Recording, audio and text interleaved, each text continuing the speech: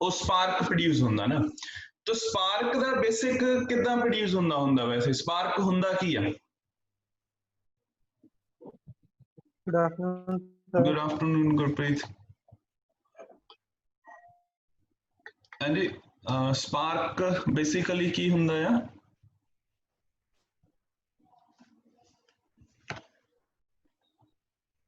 ਹਾਂਜੀ ਸਪਾਰਕ ਕੀ ਹੋ ਗਿਆ? ਬੇਸਿਕਲੀ ਆਇਨਾਈजेशन ऑफ एयर हो ਜਾਂਦੀ ना, आयनाइजेशन ऑफ एयर हो जाती, ठीक है। तो जदों असी पोटेंशियल डिफरेंस अप्लाई करते हैं, ठीक है, तो पोटेंशियल डिफरेंस अप्लाई करते हैं तो बहुत हाई पोटेंशियल डिफरेंस जदों जनरेट होएगा तो एयर जिहड़ी हैगी आ बिटवीन द गैप वो आयनाइज हो जाती हैगी, ठीक है। तो वो आयनाइजेशन दे करके जिहड़ा हैगा आ उत्थे स्पार्क प्रोड्यूस हो जाता हैगा, ठीक है। तो जदों भी तुसी कदी देखिया, ठीक है, मोस्टली केसेस च की हुंदा आ कि कोई भी इलैक्ट्रिकल या इलैक्ट्रॉनिक डिवाइस उदों डैमेज हुंदा आ जदों असीं स्विच ऑन करदे आ या ऑफ करदे आ, या कदों डैमेज हुंदा है जदों वोल्टेज फ्लक्चुएट करदी हैगी आ। ईवन फ्लक्चुएशन च आपां कहने कि सारा डिवाइसेस जिहड़े हैगे वो बंद कर दिओ। हुण फ्लक्चुएशनस दे विच हुंदा की आ कि उत्थे ईएमएफ एक इंड्यूस हो जांदी आ, ठीक है।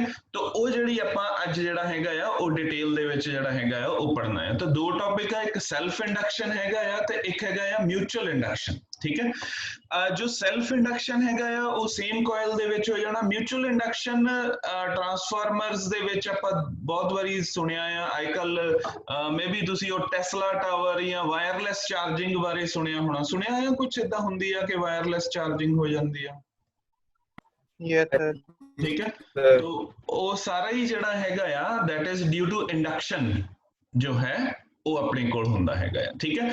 तो इत्थे जिहड़ा सैल्फ इंडक्शन हैगा आ, सैल्फ इंडक्शन वही आ मैथड्स टू प्रोड्यूस ईएमएफ दे विच ही हैगा, ठीक है। तो इत्थे असीं कदों स्टडी करना हैगा आ जदों स्विच ऑन या ऑफ हो रहा, बेसिकली जदों वोल्टेज जिहड़ी आ वो चेंज हो रही आ, ठीक है। तो ਇਹਦੇ ਵਿੱਚ ਸੈਲਫ ਇੰਡਕਸ਼ਨ ਦੇ ਵਿੱਚ ਕੀ ਆ ਕਿ ਆ ਕੋਇਲ ਹੋ ਗਈ ਇੱਕ,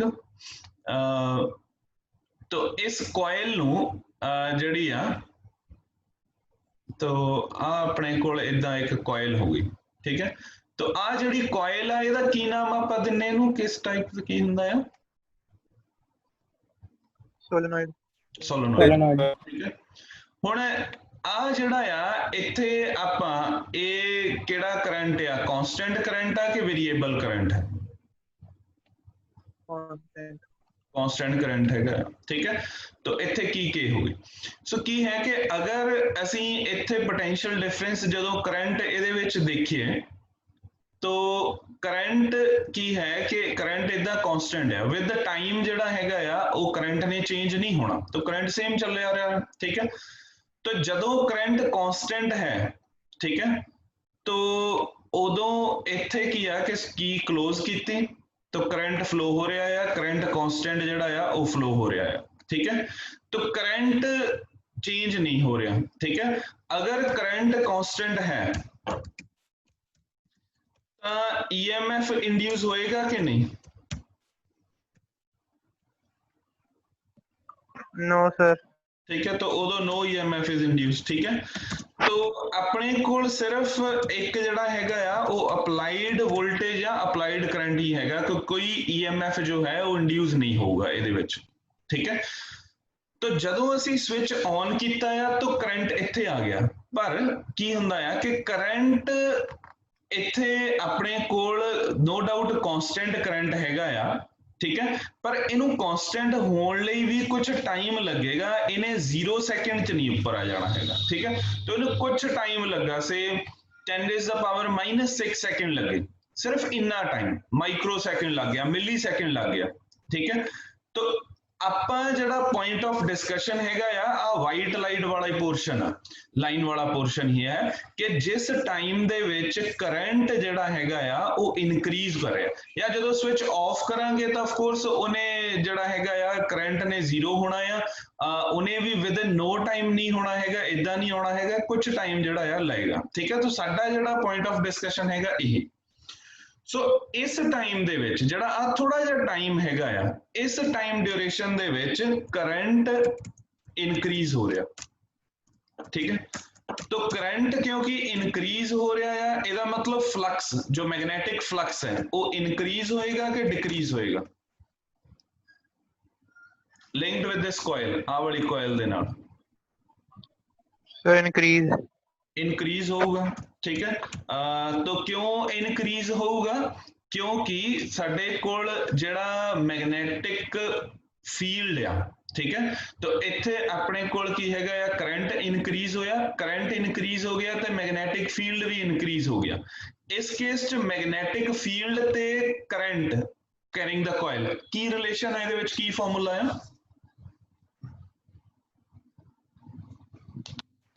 तो B is equal to EVL mu naught NI,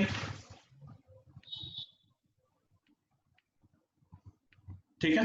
सो ये सोलोनोइड है ना, तो सोलोनोइड दे विच जदों करंट पास हो रहा है तो मैग्नेटिक फील्ड इंडक्शन लई आपां एम्पीयर सर्किट ला दी एप्लीकेशन पढ़ी सी। हुण अगर मैग्नेटिक फील्ड चेंज हो रहा तो मैग्नेटिक फ्लक्स भी चेंज होगा, तो मैग्नेटिक फील्ड ते मैग्नेटिक फ्लक्स इहदे विच की relation, magnetic field and flux BA cos theta, ठीक है। सो अगर करंट चेंज हो रहा है तो मैग्नेटिक फील्ड चेंज होएगा, मैग्नेटिक फील्ड चेंज हो गया तो फ्लक्स चेंज हो गया, अगर फ्लक्स चेंज हो गया तो EMF इंड्यूस हो जाना। ये कहने गया सी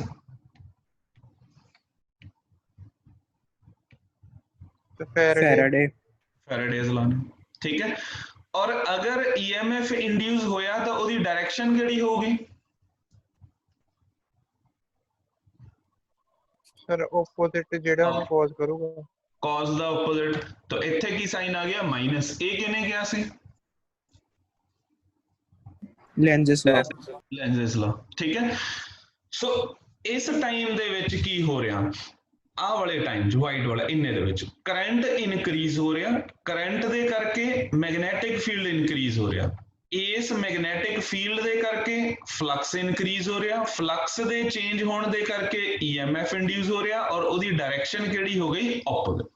तो ये जो प्रॉपर्टी है इनू की कह देंगे आ सेल्फ इंडक्शन, ठीक है। हुण की आ कि करंट जिहड़ा आ तो I is equal to E over R आपां ओह पढ़िया सीगा, ठीक है। गुरप्रीत रिजल्ट जिहड़ा है ना वो ओमेगा दी टर्म्स आउणा ओह वाला ठीक ही सीगा तेरा, मतलब BLV वालों सेम नहीं आउणा, मतलब स्टेप्स सेम आ, रिजल्ट डिफरेंट ही आउणा सीगा वो जिहड़ा सीगा तेरा ना लास्ट टाइम क्वेश्चन, ठीक है। सो इन्ने थोड़े टाइम दे लई करंट चेंज हो रहा, तो टाइम कितना हो गया 10 is the power -6 और ये डिनोमिनेटर च EMF दे यूनिट की हो गए, आ जिहड़ी इंड्यूस्ड EMF हो रही है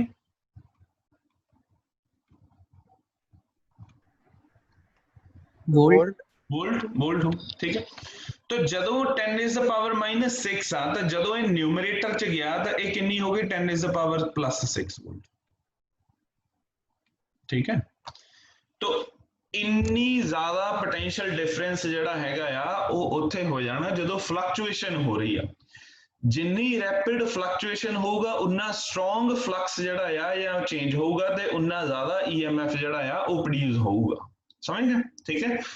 सो इत्थे अपने कोल की हैगा आ कि सिर्फ ऑन या ऑफ दे केस दे विच आपां डिस्कशन कर रहे हैगे आ, ठीक है। ऑन एंड ऑफ वाला भी केड़ा जदों फ्लक्चुएशन दा जदों करंट चेंज हो रहा है, ठीक है। तो बेसिकली तो क्योंकि इत्थे आपां ज्यादा करके ऑन ऑफ वाली सिचुएशन की close end up otherwise constant ही रहिंदा, तां करके मैं कह रहा अदरवाइज की है कि वोल्टेज चेंज होनी है या अप्लाइड करंट चेंज होना है तो उहदे अकॉर्डिंगली साडे कोल जिहड़ा हैगा आ वो EMF इंड्यूस हो जाना।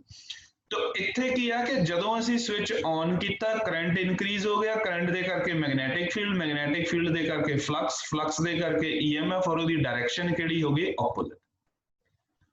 तो इत्थे दो पोटेंशियल डिफरेंसेस जिहड़े हैगे आ वो प्रोड्यूस हो गए, एक जिहड़ा अप्लाइड बैटरी ने कीता आ वाला केमिकल रिएक्शंस वाला जिहड़ा है आ वाला आ V, ते दूसरा जिहड़ा मैग्नेटिक इंडक्शन दे इफेक्ट दे करके हो गया जिहड़ा आपां Faraday's law and magnetic effect जिहड़ा हैगा आ, तो इत्थे फ्लक्स चेंज होण करके इधर भी ऑपोजिट डायरेक्शन दे विच जिहड़ा हैगा आ वो EMF इंड्यूस हो गया, ठीक है जी।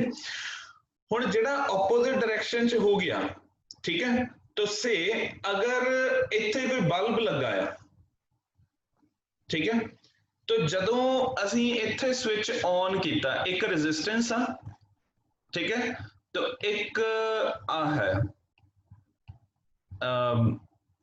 इंडक्टिव कॉइल हो गया, सोलोनॉइड टाइप हो गई, ठीक है, तो सेम वोल्टेज अप्लाई किया तो केड़ा बल्ब जल्दी ग्लो करूगा, ए के B?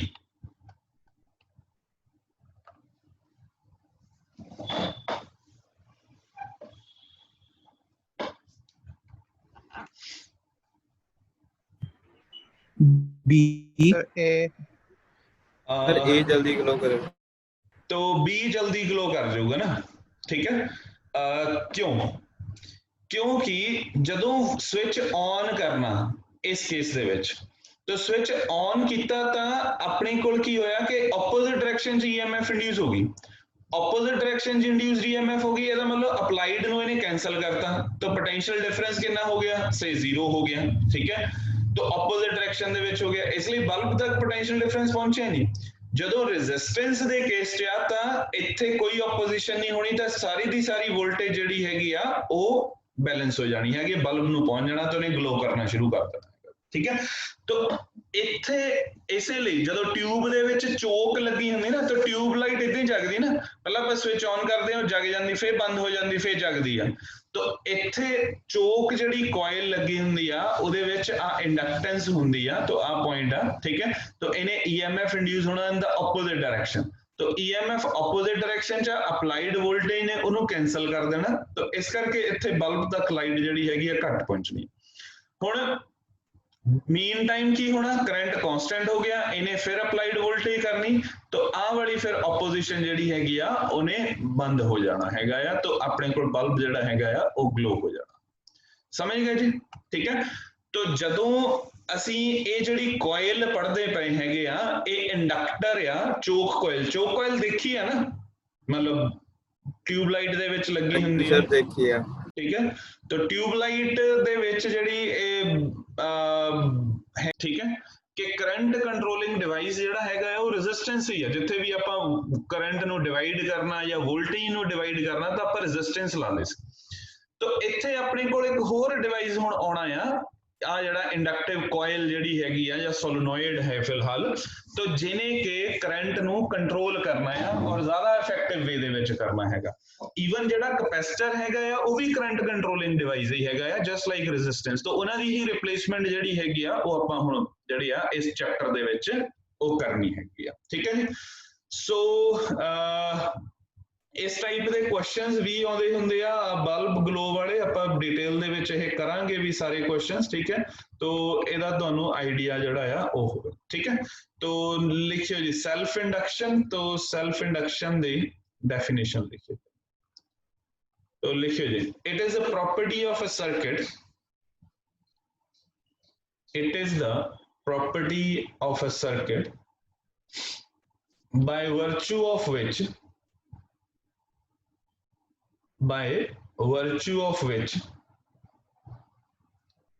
it opposes any change in current linked with it by inducing an EMF on itself,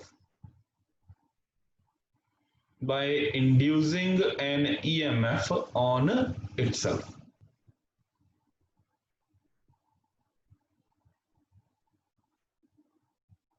ठीक है। तो आई सीगा अपने कोल कि प्रॉपर्टी ऑफ अ सर्किट केड़ी है, by virtue of which it opposes any change in current, तो एनी चेंज इन करंट अगर इंक्रीज हो रहा था इन्हें डिक्रीज करना है, अगर डिक्रीज हो रहा था इन्हें इंक्रीज करना है, ठीक। सो लिखिए जी, the induced EMF opposes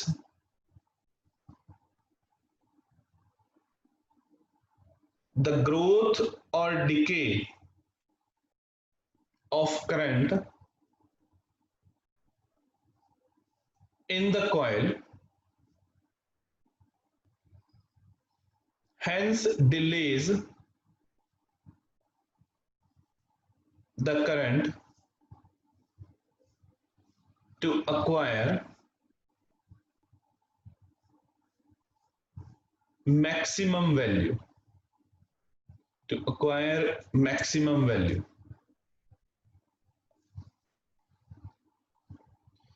Self induction is also called inertia of electricity. Inertia of electricity, as it opposes the growth or decay of current, as it opposes the growth or decay of current.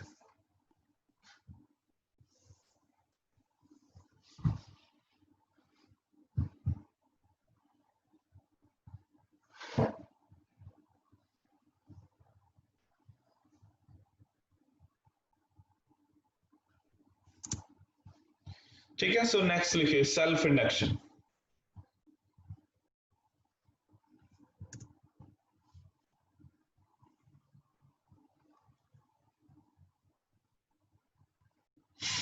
Inertia of electricity समझदे हो?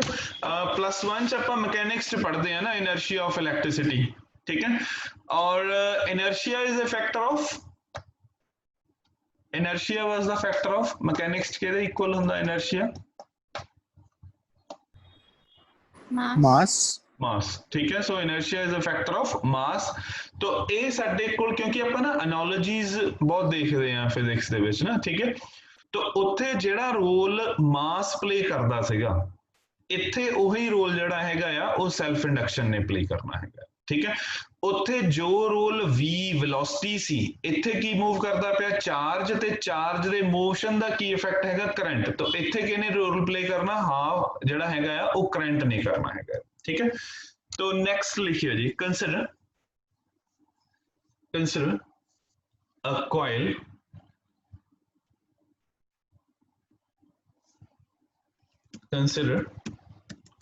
a coil across which a battery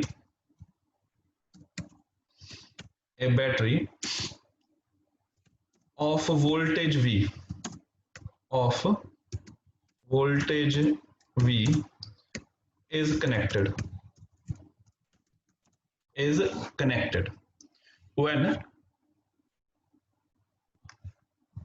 when circuit is closed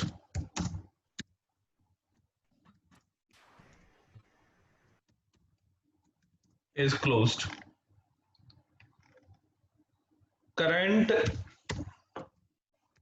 linked with the coil increases.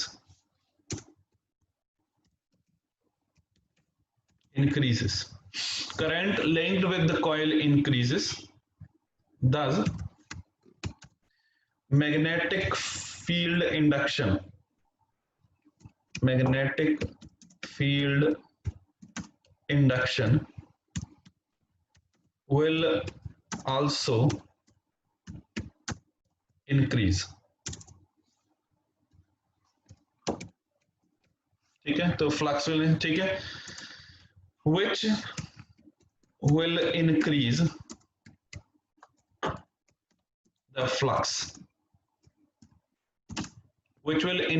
the flux, due to this change in flux,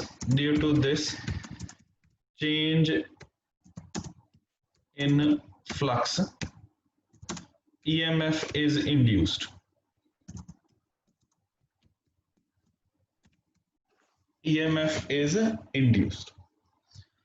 ठीक है, note कर लिया जी.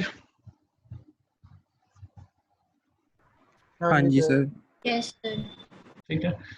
So EMF is induced, तो thus flux linked with the circuit is directly proportional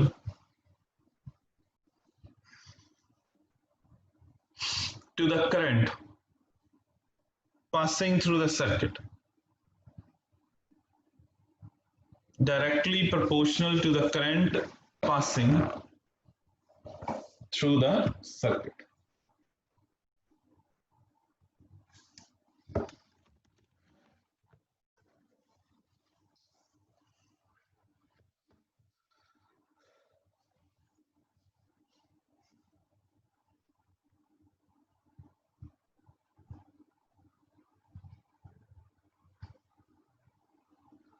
note कर ले जी। हाँ जी सर। therefore phi proportional to I, और proportionality साइन हटा के कांस्टेंट आ गया L, ठीक है। तो where L is coefficient of self induction, where L is coefficient of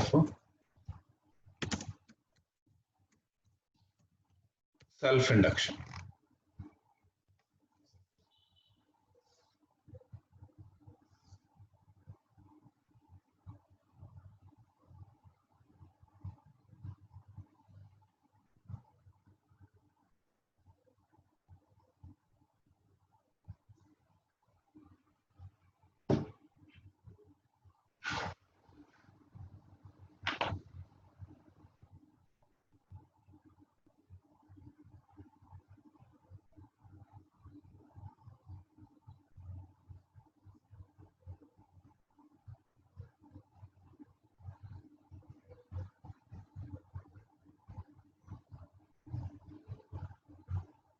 done जी।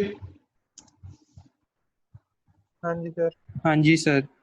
ठीक है। सो अगर ਅਸੀਂ ਕਿਸੇ ਵੀ ਕਾਂਸਟੈਂਟ ਨੂੰ ਡਿਫਾਈਨ ਕਰਨਾ ਆ ਤਾਂ ਆਪਾਂ ਕੀ ਕਰਦੇ ਨੇ, ਲੈਫਟ ਸਾਈਡ ਤੇ ਕਾਂਸਟੈਂਟ ਤੋਂ ਇਲਾਵਾ ਕੀ ਪੁੱਟ ਕਰ ਦਿੰਨੇ 1, ठीक है। तो ਇਹਦਾ मतलब I ਕੀ ਹੋ ਗਿਆ 1, तो phi ਕਿਹਦੇ ਇਕੁਅਲ ਹੋ ਜਾਏਗਾ L ਦੇ। तो कोफिशिएंट ऑफ सेल्फ इंडक्शन किदे इक्वल हो गया, मैग्नेटिक फ्लक्स दे। तो मैग्नेटिक फ्लक्स दे कदों इक्वल होगा, जदों current of 1 ampere will pass through the circuit, ठीक है। तो ये तो अपन लिख लिया। तो thus coefficient of self induction या self induction, coefficient of self induction और self inductance is defined as the magnetic flux, is defined as the magnetic flux linked with the coil when unit current flows through it, when unit current flows through it।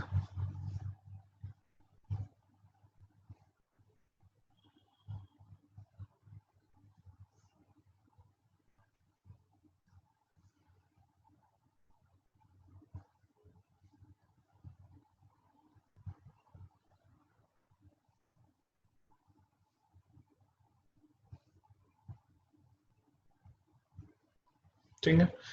So according to Faraday's law, E is equal to minus d phi over dt, और phi ਦੀ value अगर ਆਪਾਂ ਇੱਥੇ put करांगे L, तो ये अपने कोल की हो जाएगा E is equal to minus L di over dt, ठीक है। तो ये बहुत इंपॉर्टेंट रिजल्ट आ EMF या वोल्टेज ਲਈ, ठीक है। तो ਆਪਾਂ 3 कंपोनेंट्स पढ़े आ सो फार। तो एक V is equal to IR है, ठीक है। तो V is equal to IR के दे क्रॉस वोल्टेज लिया रेजिस्टेंस दे क्रॉस। एक की है V is equal to Q by C, तो एक के दे लिए हो गया कैपेसिटर, ठीक है। तो एक रेजिस्टेंस हो गया, एक कैपेसिटर हो गया और एक इंडक्टर हो गया। आ जोड़ा डिवाइस हो गया कॉइल सेल्फ इंडक्टेंस, तो एक ही हो गया इंडक्टर। तो एदा सिंबल की हो गया L, कैपेसिटर दा की सी C, तो एदा की हो गया R, ठीक है।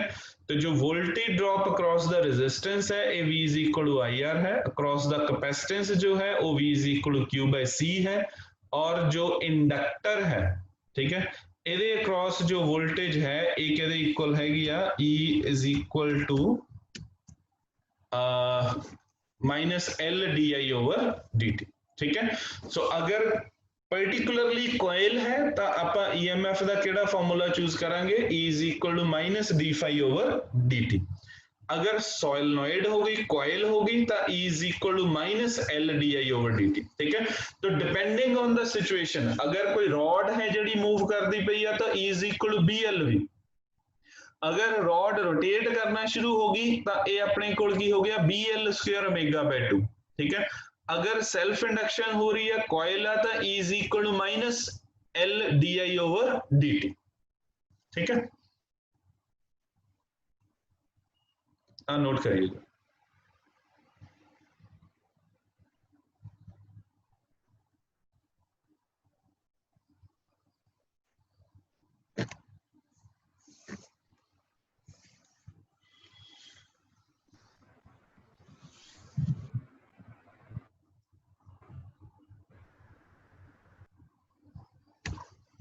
डन जी।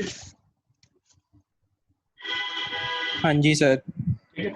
सो अगर असी हुण L ਨੂੰ E ਦੀਆਂ टर्म्स डिफाइन करना तो di ओवर dt ਨੂੰ 1 पुट कर देंगे। ठीक है।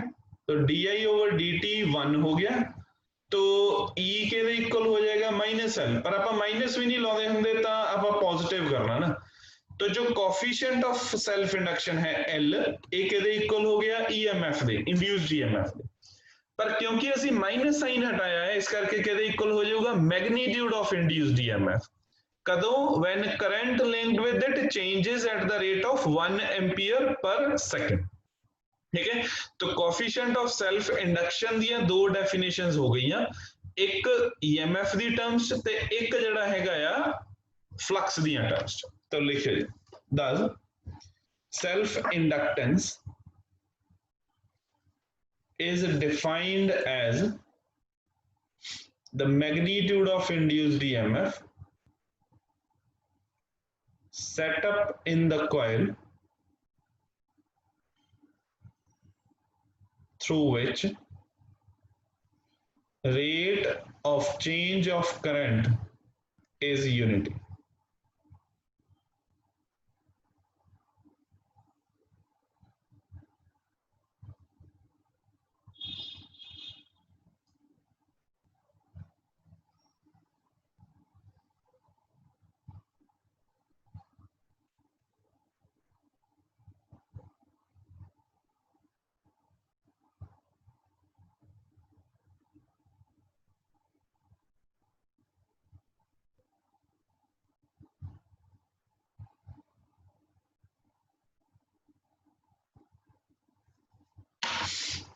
डन जी। हाँ जी। SI unit of self inductance is Henry.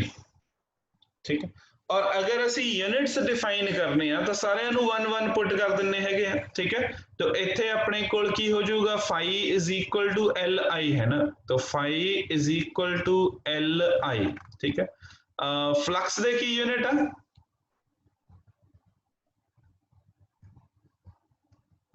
Flux, magnetic flux दे वेबर। ठीक है। सो मैग्नेटिक फ्लक्स दे यूनिट हो गए weber, coefficient of self induction ਲਈ हेनरी, और ਇਹਦੇ ਲਈ कितना हो गया 1 एम्पीयर।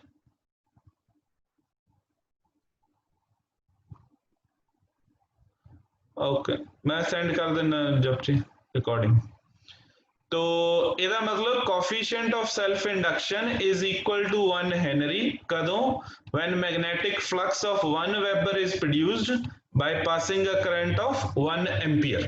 तो लिखियो जी, self inductance is said to be 1 henry when 1 ampere in a coil links magnetic flux of 1 weber. links with कर लियो, links with magnetic flux of 1 weber.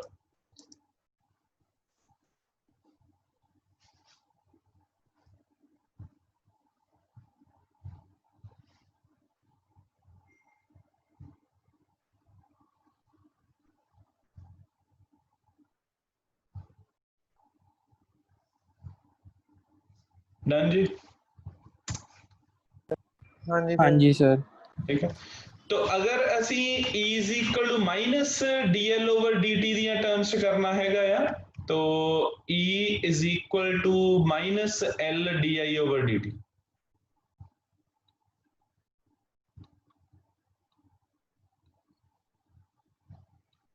ठीक है, तो E कितना हो गया 1 वोल्ट 1 हेनरी, ठीक है, और A कितना हो जाएगा 1 ampere per second.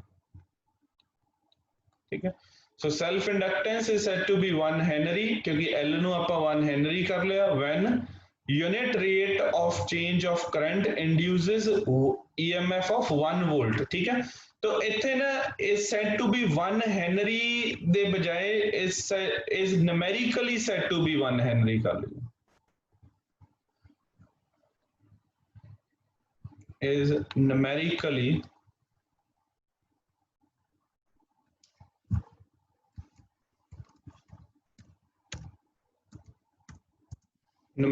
said to be 1 henry क्योंकि माइनस साइन हटाया ना ਆਪਾਂ मैग्नीट्यूड ਆ ਤਾਂ ਕਰਕੇ ਫਿਰ ਆਪਾਂ ਇੱਥੇ ਜਿਹੜਾ ਹੈਗਾ ਆ ਉਹ numerically word चूज कर लेंगे। ठीक, सो सेल्फ इंडक्शन ਜਿਹੜਾ है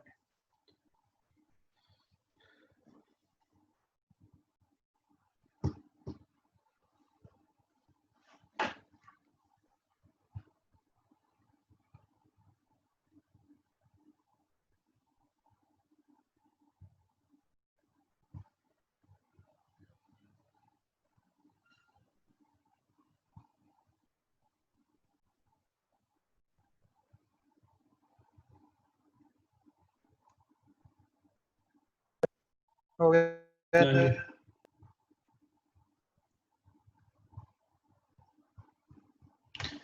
सर। So next लिखे सेल्फ इंडक्टेंस ऑफ सोलेनॉइड या डिडक्शन ऑफ कोफिशिएंट ऑफ। ठीक है, सेल्फ इंडक्टेंस ऑफ सोलेनॉइड या deduction of coefficient of self induction या deduction of coefficient of self induction. तो ਆਪਾਂ L ਦੇ ਲਈ ਫਾਰਮੂਲਾ ਜਿਹੜਾ ਆ ਉਹ ਕਰਨਾ ਹੈ। तो लिखिए जी, consider a current carrying solenoid having n turns per unit length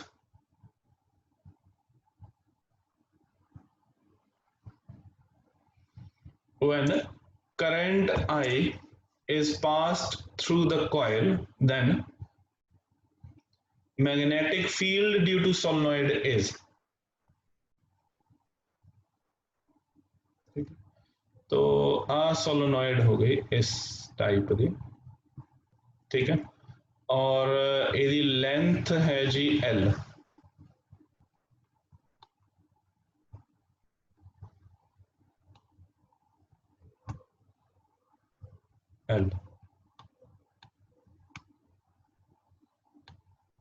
ठीक। सो अगर ਆਪਾਂ ਇੱਥੇ ਦੇਖਦੇ ਆ n ਨੰਬਰ ਆਫ ਟਰਨਸ ਤੇ L ਜਿਹੜੀ ਹੈਗੀ ਆ ਉਹ ਲੈਂਥ ਹੈ, ਤਾਂ ਟੋਟਲ ਨੰਬਰ ਆਫ ਟਰਨਸ ਕਿੰਨੇ ਹੋ ਜਾਊਗੇ n into L। ਠੀਕ ਹੈ, ਹੁਣ ਜਦੋਂ ਇੱਥੋਂ ਕਰੰਟ ਇਨਕਰੀਜ਼ ਹੋਏਗਾ ਤਾਂ ਇਸ ਕੋਇਲ ਦੇ ਨਾਲ ਲਿੰਕਡ ਮੈਗਨੈਟਿਕ ਫਲਕਸ ਜਿਹੜਾ ਆ ਉਹ ਚੇਂਜ ਹੋਊਗਾ। ਠੀਕ ਹੈ, ਤਾਂ ਮੈਗਨੈਟਿਕ ਫਲਕਸ ਚੇਂਜ ਹੋ ਗਿਆ ਤੇ ਉਹਦੇ ਕਰਕੇ ऑपोजिट डायरेक्शन ਦੇ ਵਿੱਚ ਜਿਹੜਾ ਆ ਤਾਂ ਮੈਗਨੈਟਿਕ ਫੀਲਡ ਚੇਂਜ ਹੋ ਰਿਹਾ ਆ, ਇਹਦਾ ਮਤਲਬ ਇਹਦੇ ਨਾਲ ਲਿੰਕਡ ਮੈਗਨੈਟਿਕ ਫਲਕਸ ਚੇਂਜ ਹੋ ਗਿਆ। ਤਾਂ ਮੈਗਨੈਟਿਕ ਫਲਕਸ ਦਾ ਕੀ ਫਾਰਮੂਲਾ ਹੋ ਗਿਆ phi is equal to B into A। ਤਾਂ B ਦੀ ਵੈਲਿਊ ਇੱਥੇ ਪੁੱਟ ਕਰਦੀ ਤਾਂ ਕੀ ਹੋ ਜਾਣਾ mu naught Ni into A। ਤਾਂ ਇਹ ਜਿਹੜਾ ਫਲਕਸ ਲਿੰਕ ਹੋਇਆ ਹੈ ਕਿਹਦੇ ਨਾਲ ਹੋ ਗਿਆ 1 ਟਰਨ ਆਫ ਦਾ ਕੋਇਲ ਦੇ ਨਾਲ। ਤਾਂ ਟੋਟਲ ਨੰਬਰ ਆਫ ਟਰਨਸ ਕਿੰਨੇ ਹੋ ਜਾਊਗੇ n mu naught Ni into N।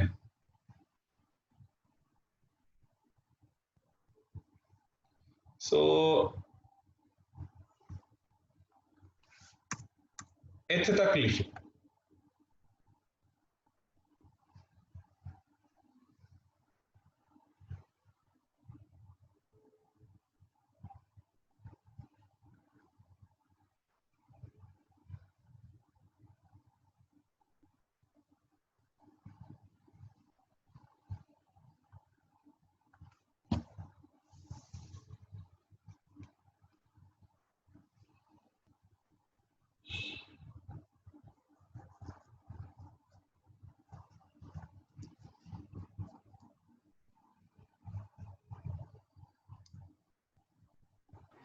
Done हो जी गया सर।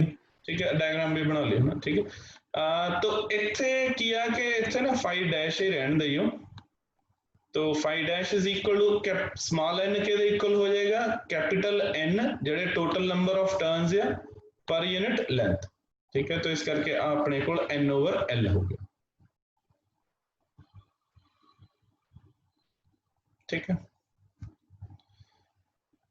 सो जो magnetic flux linked across n turns of coil तो ਇੱਥੇ ਤੱਕ ਜਿਹੜਾ ਸੀਗਾ ਉਹ ਕੀ ਸੀਗਾ ਸਿੰਗਲ ਕੋਇਲ ਦੇ ਨਾਲ ਜਿਹੜਾ ਮੈਗਨੈਟਿਕ ਫਲਕਸ ਹੈ ਸਿੰਗਲ ਦੇ ਨਾਲ ਸਿੰਗਲ ਟਰਨ ਦੇ ਨਾਲ तो टोटल नंबर ऑफ टर्न्स कितने हैं n तो ये अपने कोल कितना हो जाएगा into n so phi is equal to mu n square ia तो also